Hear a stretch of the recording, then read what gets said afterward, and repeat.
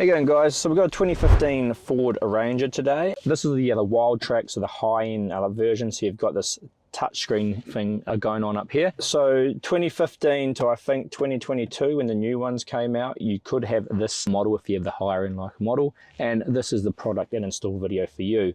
So I'll just take you through. So what it has is the factory one has some climate control on here.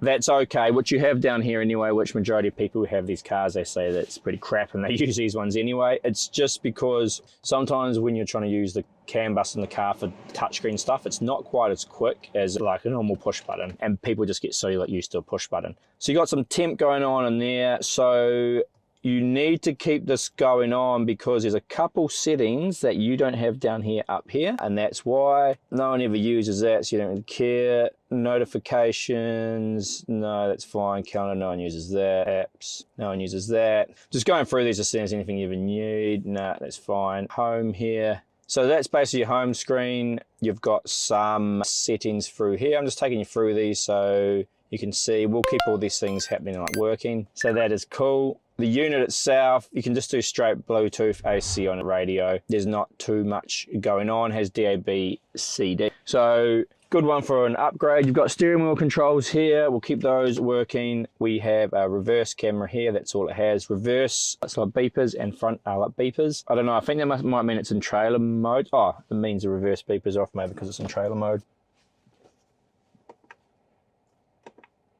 Oh.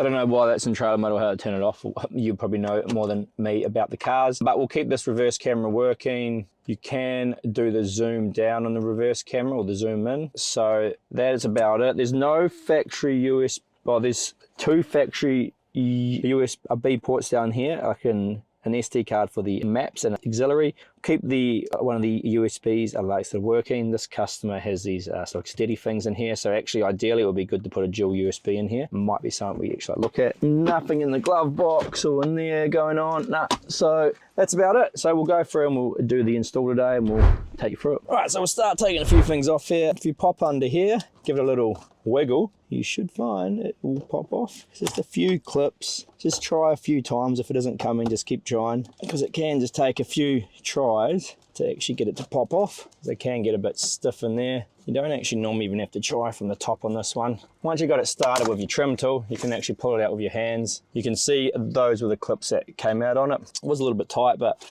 it wasn't too bad. So that is out. Same on the other side here, but when you're doing the other side, it's a little bit bigger because it's this whole piece, and I'll show you that to you now. Oh, we'll come in here, same thing again. Just get in the bottom, come along. Ooh, it's got clips all along here. So it's the same as the other side. Once you get it started, it's actually a lot easier to try and get your hand in here. There we go. You can hear the clips starting to come. They're actually reasonably stiff on this model. So if we come through here now, pull it out towards you, all the way down, and we get to the end. Now you don't want to just like, obviously reef the sights this way because the clips want to come out straight at you. So just work it a little bit. Right, so what I did actually there is I got this one on the top, and then if I leave it out, it was a bit stiff on there, and I'll show you what it is behind here. So when you go to do it, you know. It's got these two clips in here that are locked into here like that. So actually to get them off, what you really want to do is try and shift this whole thing that way and then pull it out. So towards you and like that, because it's got two little latches in here, which these were like sitting on. So they're clipped in sort of like that. So you kind of want to go out and away to get them out. So that is basically all that out now. Now we're going to take out these two side pieces. So there's a side piece here and a side piece down here. So we'll pop these out. So again, should just be able to get in here with your trim tool and pull them out. Again, it's all coming out directly at you. So if you get your trim tool started, and you can kind of get your hands in there, and it works good with your hands because you can kind of put pressure on it at different places and you can understand the pressure a bit better. So that's off. Now I'll just do the one on the passenger side. Sorry, driver's side. Again, that came out. Again, pulling out towards you, can see where all the trim clips are. So it has to come out like that. So don't try and bend back too much because all you do is damage the clips. Actually, you don't damage the clips, you damage where the clips are held into. Now this whole big piece here goes all the way along, comes off. Now normally I think it's best if you start from the passenger side on this one to pull it off. It's again just full of clips like all the other ones were. So again, trim tools in there, then get your hand and just slowly work across and it'll pull off quite easily normally, like so. So there's all your clips come off. They all come out again, directly out. No, nothing too tricky or sneaky about it. Then we're into the actual radio part here. So there's 1, 2, 3, 4, 5, 6 to come off, and then there's actually behind the cigarette lighter, I'm pretty sure there's some extra ones that come off, unless it's different on these models. It's all right, we'll undo these anyway and I'll check, because I thought there was 2 down here. We'll just have a look. Pretty sure these are 7. Oh, they were 7 before I dropped that. 7mm little screws, so pop them off. 1, 2, 3, 4, 5, 6, so unspin all those. Right, so once all of those are off, we need to pop this little bit at the bottom down. So this bit's not like factory, you probably won't have this piece here. But if you come from the sides, you'll see you can disconnect that from this actual main piece here. And then we actually want to get this out of the way because a little bit in the way at the moment. So we're just going to unplug these 2. There's a plug going to the UHF here as well. But under here at the back, there's 2 more of those 7mm ones that need to come off. So pull that out, unplug those 2 things. If you have one like this in here with the UHF, it's probably just got enough to get to the side, so that's okay. It's handy. Now under here, there's 2 at the back, down the bottom. We need to take those 2 off too. And once those 2 are off, we'll be pretty good. Again, keep all these, they're all the same size. It doesn't matter if you mix them up. All right, so those 2 little ones down the bottom, other little sneaky ones that can get you out if you don't watch this video. Now, once that's done, we should be able to pull it down. It's got a little clip that goes in the top there, so you got to pull down a bit. Then at the back of here, you got some plugs, and I'll show you once I've unplugged them what they are. But they are just plugs that you push down and they come unplugged. Right, so these 2, push down the tab, pull out. That one, push down the tab, pull out.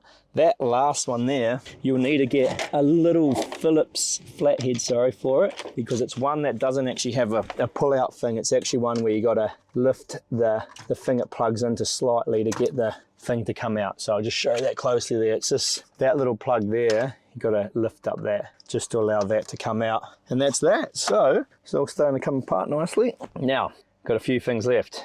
This and this need to come out. So again, back to it. 7mm. I'll check if they're the same size for you, because then you can just throw all those in a pile and not go wrong. Yeah, the whole lot of the same size. So 1, 2, 3, 4, 5, 6, 7, 8 need to come out. All of those are out. Now, if you just drop these out, you'll see on the back of them, they have a plug. This one is a cam lock one, which means you got to push it down and slide it forward, I'm pretty sure, like that. And then you can slide that forward and that'll come up. So push that down, slide it forward, and that'll come out. With this plug here, this is just a straight push down and pull out one. This here will pull out, and this will have a plug at the back. I'll show them at the end. But they have all got plugs that are just push down and pull out ones. There you go, that's out. Those are all these plugs here. So just push the tab down and then I pull them out. If they get stuck, push it all the way in hard, then push down and try again. If they get halfway, they can get a bit jammed. So that's the old radio out. There you go, so I'll quickly go through what's in the kit. Obviously you get our display and then the fascia. This is our slim model, so M series, that's what the back looks like on it. So we've got what I like to call our main plug, auxiliary plugs. You got 4G and FM AN antenna. That's basically your plugs. These are fascias attached to it. Then you got the main harness, which gets it talking to the car. So everything's on there. We'll go through there. It does look like a lot. Instruction manual. Then all these other cables of white plugs plug into the back of our head unit. So we've got a couple USBs, external microphone, third USB port, so USB for updates, OBD2 scan tool, external microphone, trim removal tools, USB retention tool, Jeep's antenna, Fakra adapter with an amp on it if we need it. Some models do. So we'll cover those, pre-outs, SIM card tray. That is basically everything that's in the kit. So what we're going to do is grab the head unit, grab this here, and we'll see how we go if we get it all powered up. You're going to come into the car, grab this big looking harness here that has the CAN bus box on it. You want to sort of float some of these cables out. So this is a car side cable, this is a car side cable, that should be a car side cable if we need it. That might be as well. That's going to be our camera retention, or it could be this one. And this end goes into the head unit. So we'll leave that in like this. We've got this big bunch of cables now. Some of them you should be able to work out pretty easily, like this big one is going to go into the same big one here. So you want to slide it down, work out which way around it goes, this way, like that, and you can click the CAN bus in. That's the big one, CAN bus, the cam lock, sorry. So that's that one. Then you got this here, which I think will be our USB retention, so don't worry about that yet. And then you just got to look at the other ones you had, which weren't too so many. Don't get confused about the ones that went to the back of the AC panel, or like the thing. We don't want to keep those ones. We want to have a look at these other ones. So we've got one here. Again, these should only fit where they can fit because they're different sizes. Another big one here. They should make that good click sound like that. If they don't, pull it out and check that no pins are bent. So we've basically plugged in all those plugs. That's looking good.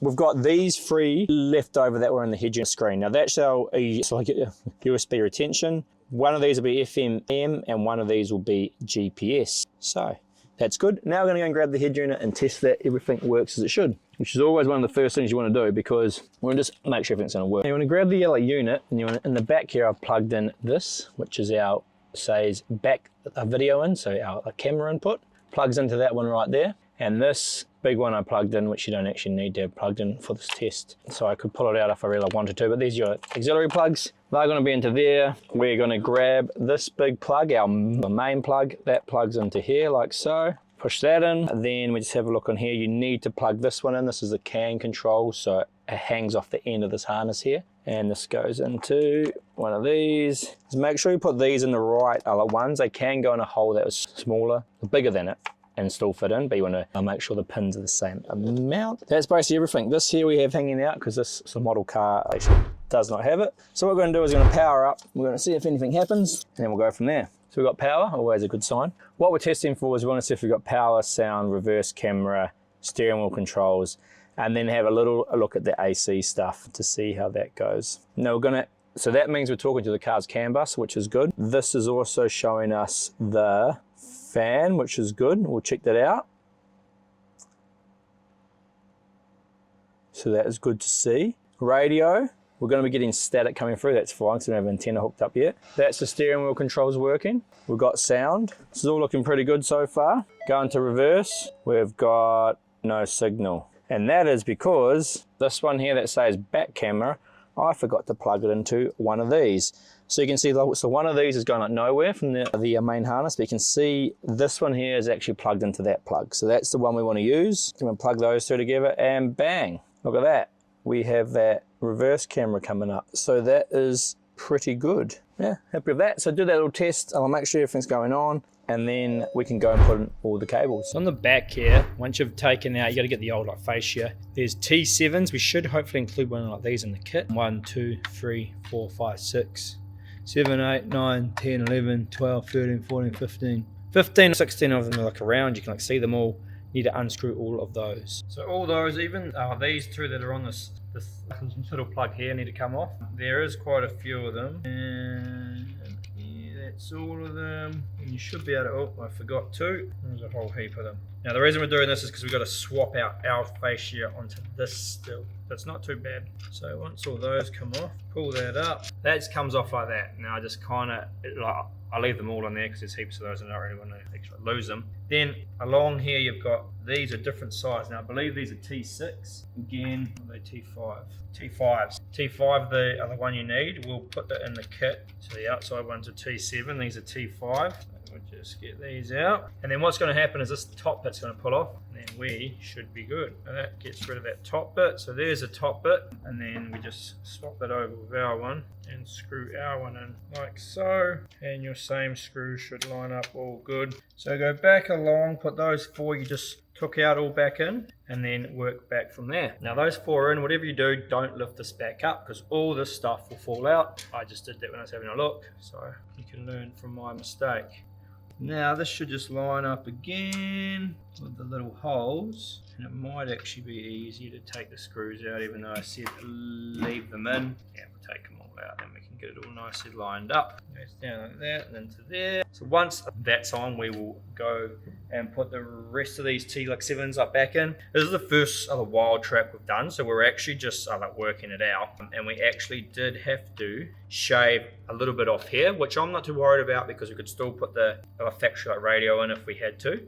But for you guys, what I will do is I will adjust our fascia so you don't have to do anything like that. But basically the issue we had is we were just like touching on the corners here. So we should be able to adjust our fascia so we aren't touching on the corners. And then when you go to do it, should be a piece of cake hopefully. Well, not a piece of cake, but easy enough. So go through and put all of these back in and then we'll go to the next stage. Right, so now we're going to go and put all the wires in. So just remember this, you had some that was for the AC, so don't get confused about what they were. There was one more, I believe, this big sucker.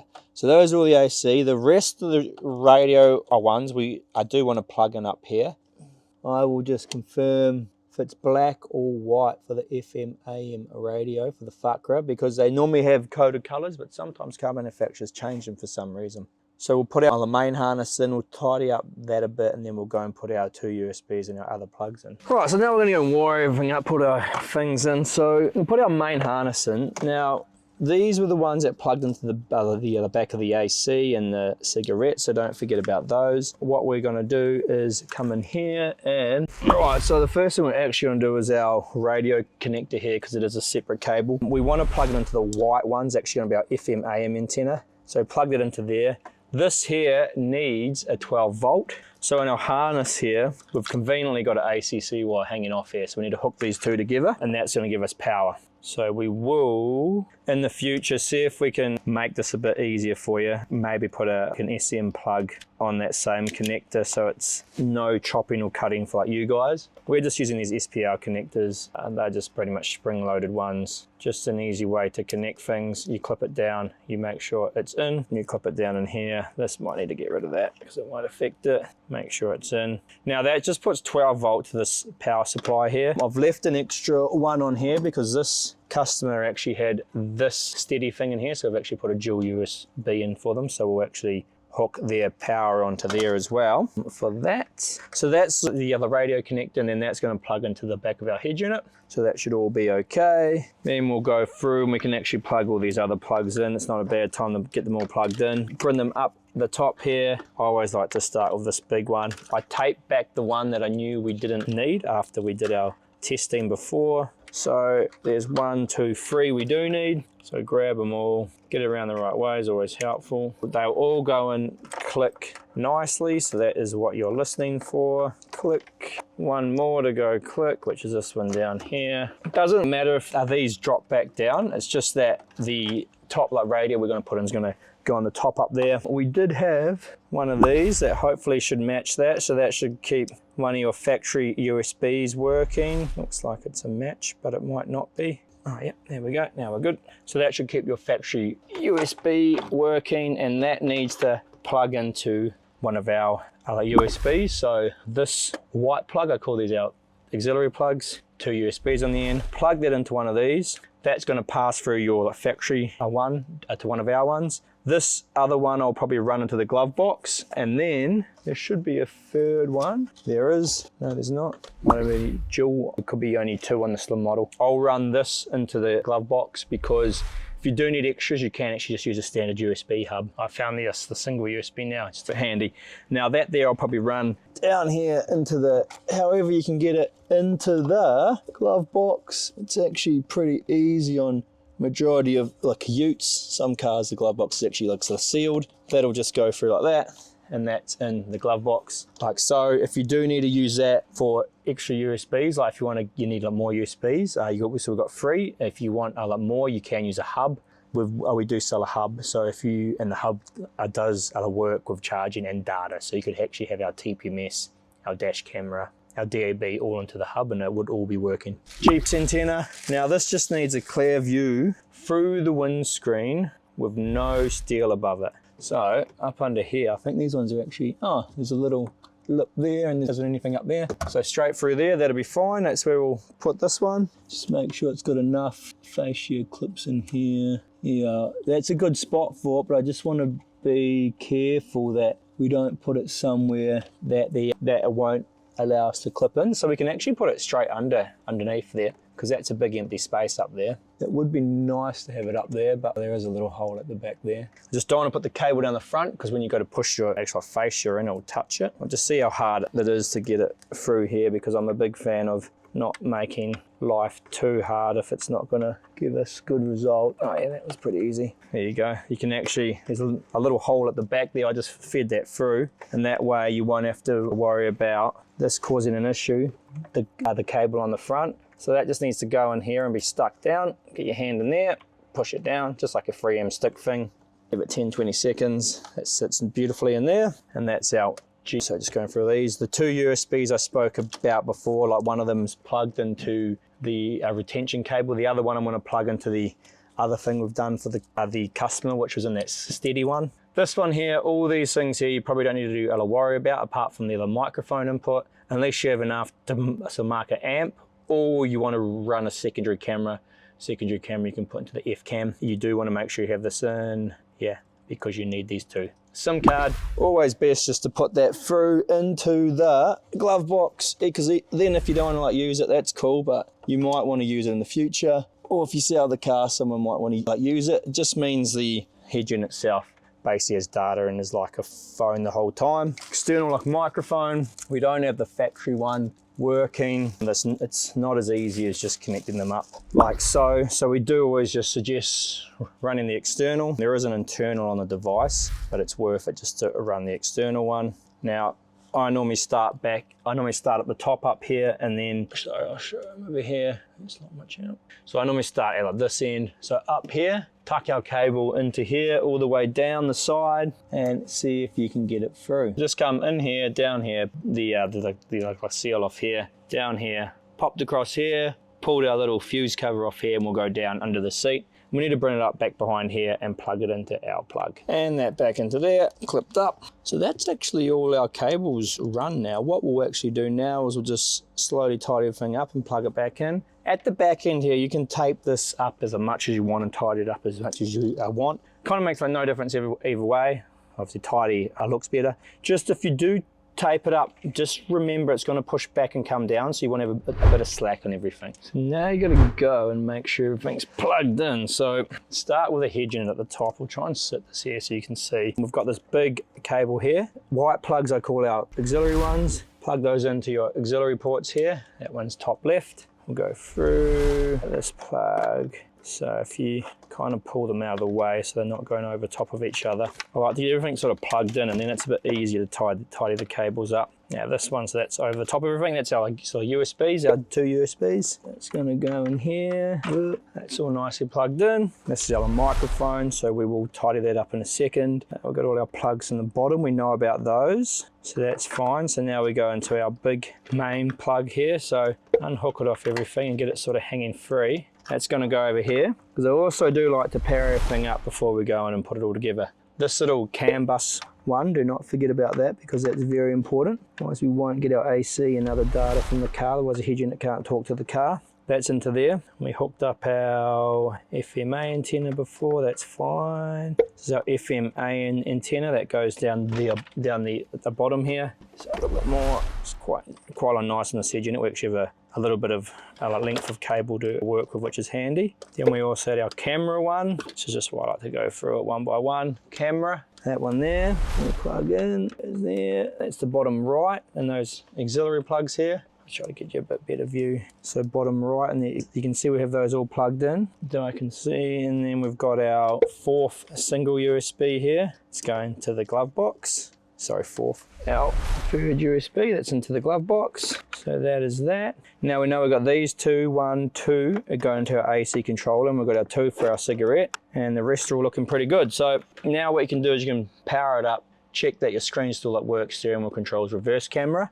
Once that's all good, what we'll do is we'll go and tape up the things behind there, and then we can actually go and put the unit back on. So we've got power, which is a good sign.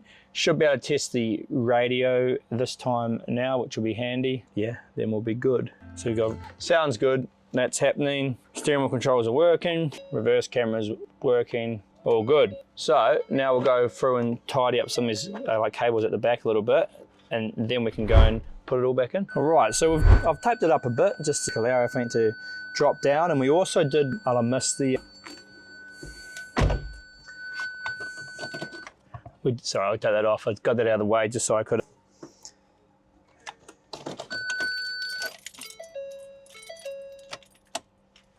put this down a bit further. So take that up a bit. We also did the that we had forgot. So just make sure you come in before you put it back in. Make sure you've got everything and you haven't forgot anything. We've got our extra USB here because we're putting that thing in below. And this is an extra power for that. Tapped into that same ACC that I told you guys about earlier. It's our microphone, that's fine. Go under there.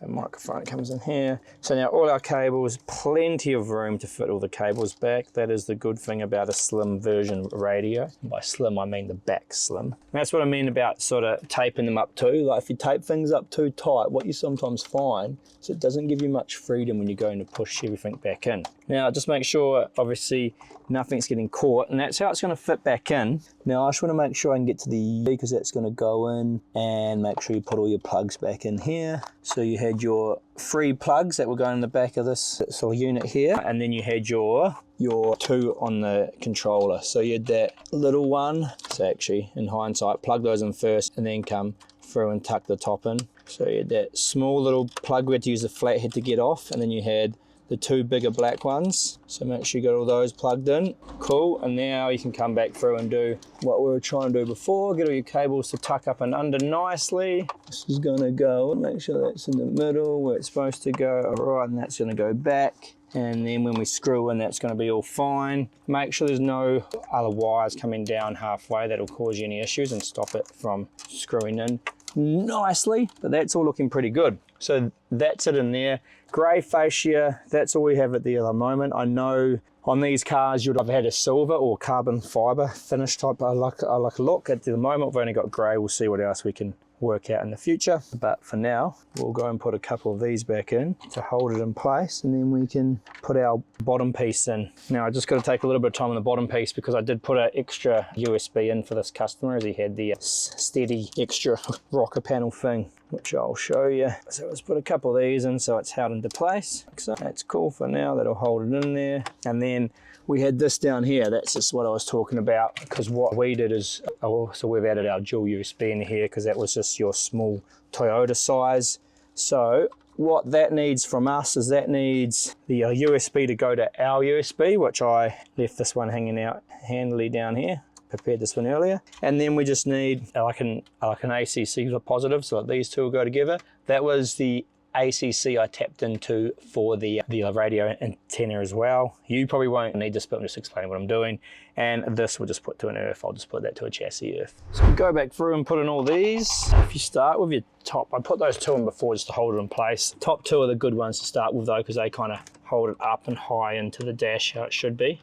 Get those in. So go through, put all those in. 1, 2, 3, 4. Don't forget about the 2 down the bottom. Now the 2 that were hidden under the back here. So we'll put all of those in. Now once those are on, don't forget your cigarette plugs when this comes back in. It's probably going to be easiest to turn the key on and just drop this down at the back here so you can actually plug everything in. So you got your 2, don't forget your 2 cigarettes and that's about it, just your 2 cigarette plugs. And just these extra ones, you won't have these, but these are from the steady clip that was on there. So there will be a bit of stuff here that you won't actually see or have to worry about. And once those are all back in behind here and should all come up, and this needs to go back down and line up with all the sort of clips it had. Right, so that the bottom bit's on now. That actually gave me a bit of trouble getting that bottom piece on, mainly because it's this steady thing that's on here, but make sure you get the 2 locating tabs either side and then it'll like push in, and then make sure, because these sort of cigarette plugs are like right there, so they have to be pushed back like nicely against, otherwise it's too tight. So if you are having like an issue, just check that out. Then basically you got to go and put it back on the way we took it out. So we took out this big piece of trim first, so if you just follow everything backwards in the way you did it. Now these, with anything plastic, line up the tabs, push it in, work your way across. It'll all go very nicely for you if you do it like that. If you try and force things or be too rough on it, it won't go well for you.